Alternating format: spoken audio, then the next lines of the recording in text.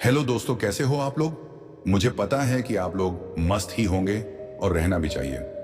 तो आइए सुनते हैं एक मस्त कहानी।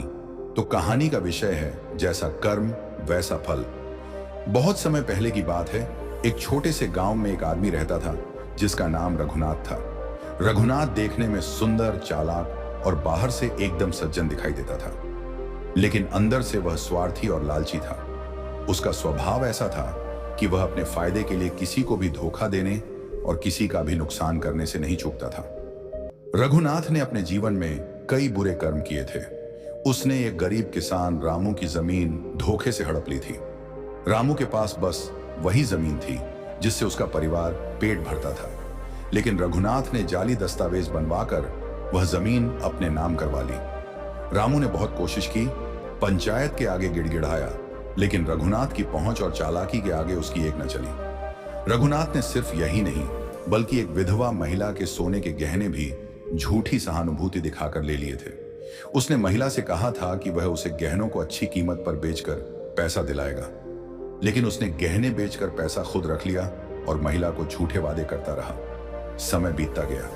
रघुनाथ अपने जीवन में बहुत अमीर हो गया। उसके पास बड़ी हवेली, खेत और सोने चांदी के ढेर थे, लेकिन उसने यह सब दूसरों के आंसुओं और मेहनत के दम पर हासिल किया था।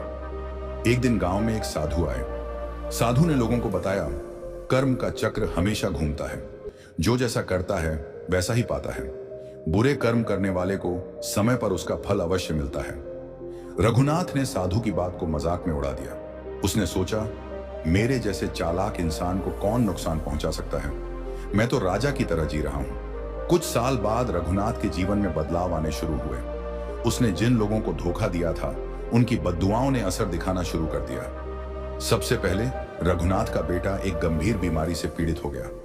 उसने शहर के सबसे बड़े डॉक्टर से इलाज करवाया, लेकिन उसका बेटा ठीक नहीं हुआ।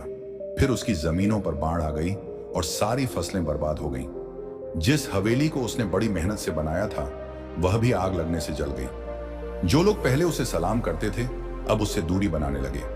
गांव के लोग उसे तिरस्कार भरी नजरों से देखने लगे। एक दिन रघुनाथ के पास सब कुछ खत्म हो गया। वह जिस गरीब रामू की जमीन हड़पकर अमीर बना था, उसी रामू के दरवाजे पर भीख मांगने पहुंचा। रामू ने उसे पानी पिलाया और कहा, रघुनाथ भाई, मैंने तुम्हें कभी श्राप नहीं दिया, लेकिन भगवान ने तुम्हारे कर्मों का हिसाब बराबर कर दिया। रघुनाथ को अपने कर्मों पर गहरा पछतावा हुआ। उसने साधु की बात याद की और समझ गया कि बुरे कर्मों का फल देर से लेकिन जरूर मिलता है। यह कहानी हमें यह सिखाती है कि इंसान के बुरे कर्म कभी भी व्यर्थ नहीं जाते। वे लौट कर जरूर आते हैं, आज नहीं तो कल। समय का चक्र हर किसी के साथ न्याय करता है, इसलिए हमेशा अच्छे कर्म करें ताकि जीवन में सुख शांति बनी रहे।